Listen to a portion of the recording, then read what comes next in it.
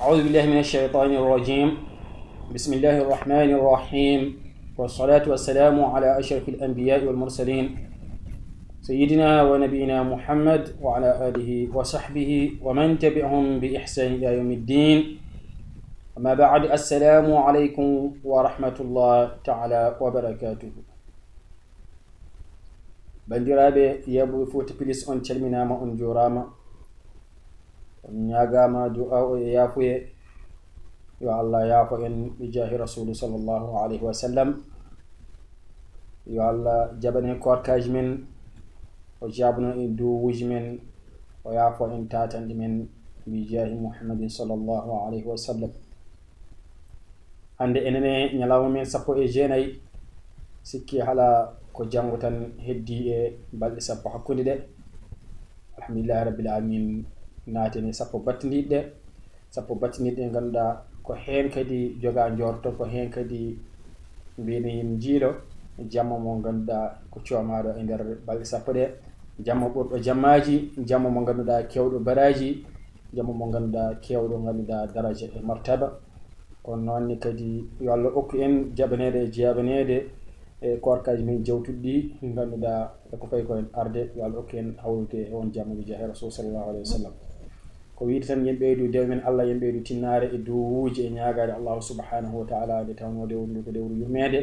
ko dewru yafuye. ɗum noon kadi ko dewru kadi rimɗinede kadi e jeygol. Yo Allah okku en jeeyede e ɓen rimɗinteɓe e jeygol bi jahi nabiyina rahmat sallallahu alaihi wasallam. ko noonni kadi hannde kadi en gaɗi yewtere men sappo e jeenaɓire haalde kadi e korkaji ngalaaɗo sallallahu alaihi wasallam e lewru men wiyeten ndu Sha'ban e yaawa. e ɗum noon en kaala hen ganduɗa hen hunde inchallahu no horreno no hordirtuno. عن أبي سلمة رضي الله عنه أن عائشة رضي الله عنها حدثته قالت لم يكن النبي صلى الله عليه وسلم يصوم شهرا أكثر من شعبان، فإنه كان يصوم شعبان كله وكان يقول خذوا من العمل ما تطيقون فإن الله لا يمل حتى تملوا. إن قالوا دا أبي سلمة وحبر حديث ويوندي نين من عائشة وولد الله ونمكو ويؤونوي نلا رسول الله صلى الله عليه وسلم ونانو إنا هوران دا لورو كبري ko horata ko e lewru men Sha'ban. o wi ala lewru ndu o horata ko ɓuri ko horata ko e lewru Sha'ban woni lewru men yaawa. o wi kam nela sallallahu alaihi wasallam omo horanno lewru yaawa handu gasa.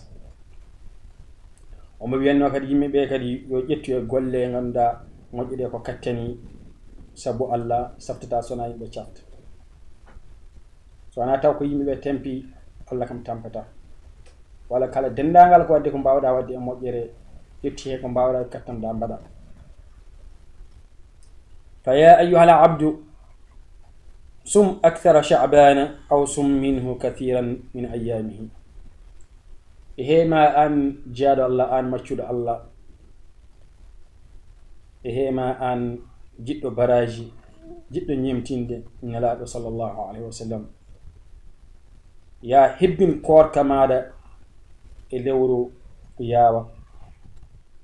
ya sa hoorani tan gasini kam ya hoore mayru ko heewi e ñalawmaji mayru. وفي حديث أبي سلمة قال سألت عائشة رضي الله عنها عن صيام رسول الله صلى الله عليه وسلم. أبي سلمة ينامني من عائشة كركن على رسول الله عليه وسلم، فقالت كان يصوم حتى نقول قد صام ويفطر حتى نقول قد أفطر، ولم أره صائما من شهر قط أكثر من صيامه من شعبان. كان يصوم شعبان كله، كان يصوم شعبان إلا قليلا. رواه مسلم. أبي سلمة ينامني من عائشة رضي الله عنها يا ولد الله ونمكو من عائشة وينامني من عائشة من عائشة ويمبو ونامني من عائشة نونكو غا كوركن صلى الله عليه وسلم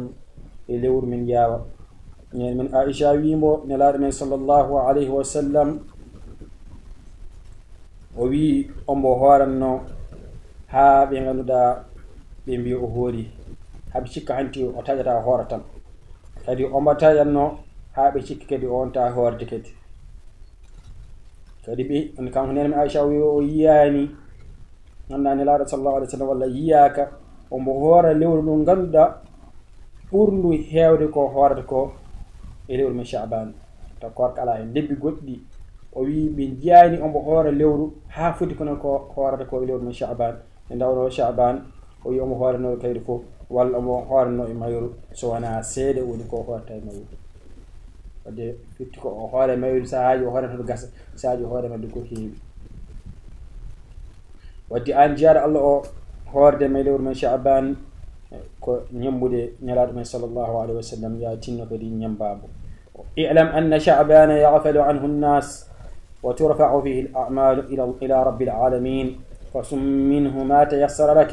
ولما قال بعض الصحابة لرسول الله صلى الله عليه وسلم غدودا أن جيادو الله أن مشهور الله أنو لورو من شعبان ياوا يمين جيبينو كون لورو من ياو نغندا فام إن بامتي ميرو قول من دي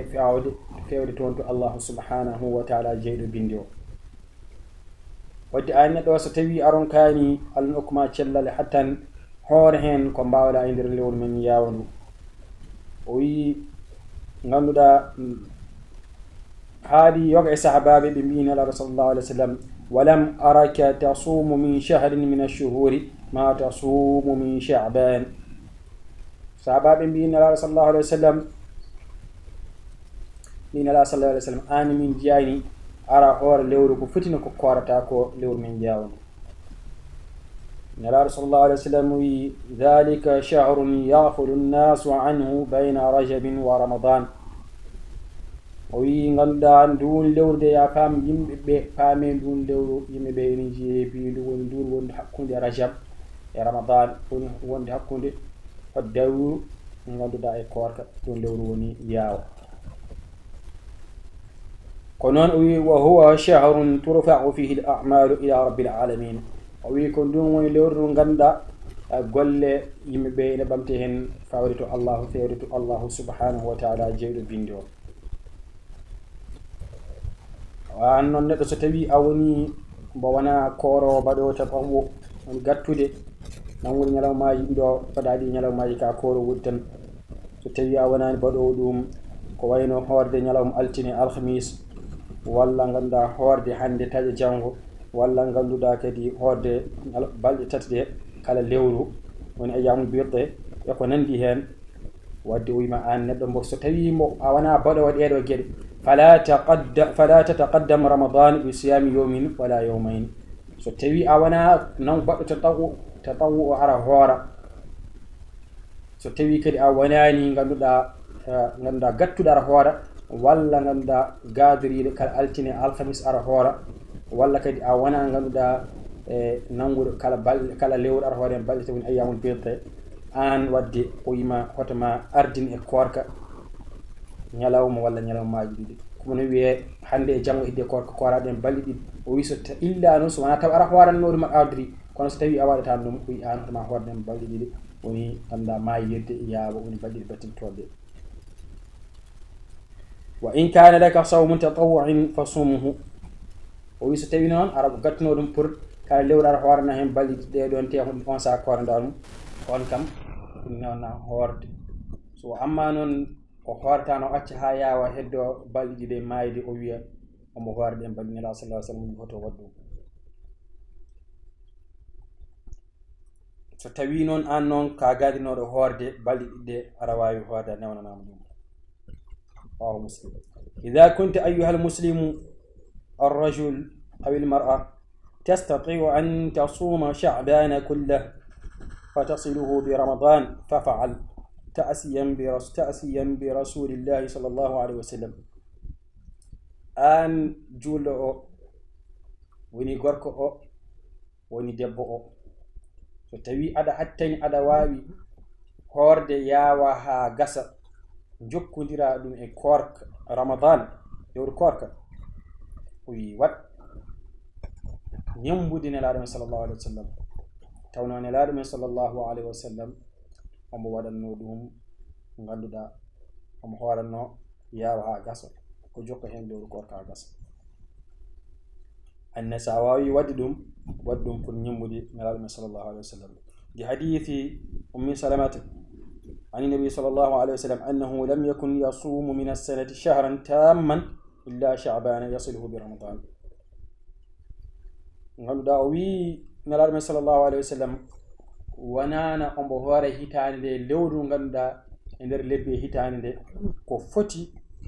لورو تيمودو وي او ميدا كان نلار صلى الله عليه وسلم او هورتانا لورو تيمودي ندر لبي هيتان دي سو wana ganduda lewru witendi شعبان ni yawa caggal korka kay e nder lebbi kedidi o hoorno hen tan lewru timmude e nder hitande ko lewru witendu Sha'ban woni lewru men yaawa o yom hoore non han gasa o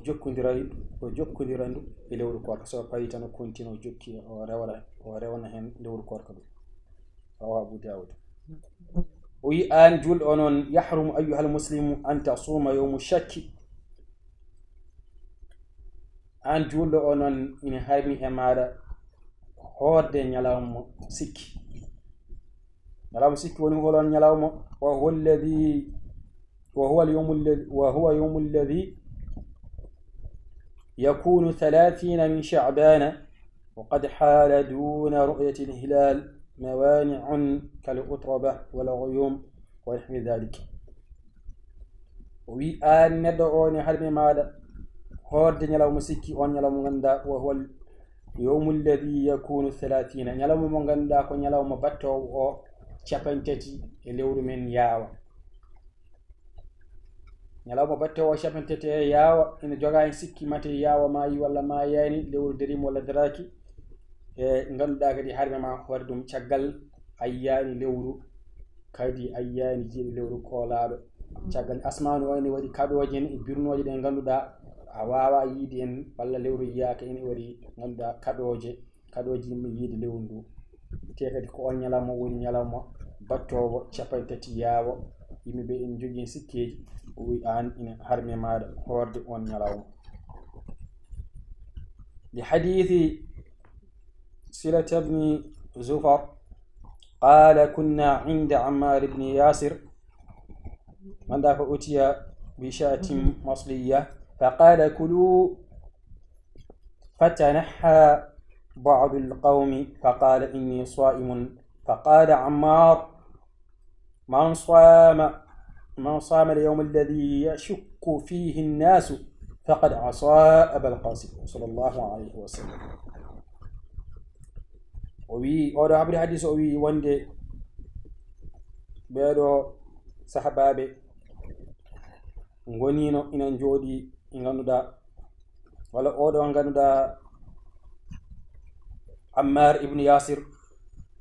kabru hadith o Silat ibn Zafar qala wi be gondino ganduda Ammar ibn Yasir den abe gondi ngaddana dammuhol badangol miswi pewnangol tan ha tewi moƴƴina tan ha to moƴƴata do dammuhol adda kanko Ammar o wi be ñaame wi yoga hen kañum kam bi mbasi ñamde e godditi e mbi ko horde kanko Ammar o wi man sama al-yawm alladhi yashukku fihi an-nas kala on mo ganduda di a hori ñalawma mo ganduda ko sikki yimɓe cikki hen lewndu mayani han watta capantati walla mayi walla mayani lewru yaka kadi an kadi nanguɗa korɗa ya famde faqad asa abal qasim abu fi nelaɗo woni alundima nelaɗo alundima haala nelaɗo men sallllahu alayhi wa sallam saabu winoɓe hay goto ñalawma sikki oto neddo hoore hen an kam a waɗi ɗum ya famodde alundima haala men nelaɗo sallllahu alayhi wa sallam te nelaɗo ganduɗa haalata sowona ko Allah haali sowona ko Allah yamiri wadde noon ndentiɗen ko wayno ɗin ñalawmaji hoorde hen non kadi ngari ha en jettimla ñalawma men 19 ɓiijo e ñago Allah subhanahu wa ta'ala yo yaafo en bakkutuji men yo fottin enen e jamma cuumiɗo e jammaji garoji ɗi yo rindin enen e jengol jeehe rasul sallllahu alayhi wa sallam yo junnan en balɗe en yo moƴƴinani battanen yo waɗi suturu yo humtanen haajuji men bi jahi muhammad sallallahu alaihi wa sallam oɗon jarlo onon jaafo onon gacca hakke yo allah yaafo on faamon neɗɗo timmani Allah subhanahu wa ta'ala timmi kanko kadi timminte kala hunde ko haala ɗo ko manki koto min kaalawo so tawi noon mi waɗi moƴƴere e ko timmi yo Allah hokku ene moƴƴere nde e baraji ɗi ko ɗum wona hen anniyaji ɗi in uridu illa al islah ma istata'tu wa ma tawfiqi illa billah alayhi tawakkaltu wa ilayhi unib اللهم صل على محمد وآله الطاهرين وصحبه المنتجبين وسلم تسليما كثيرا الحمد لله رب العالمين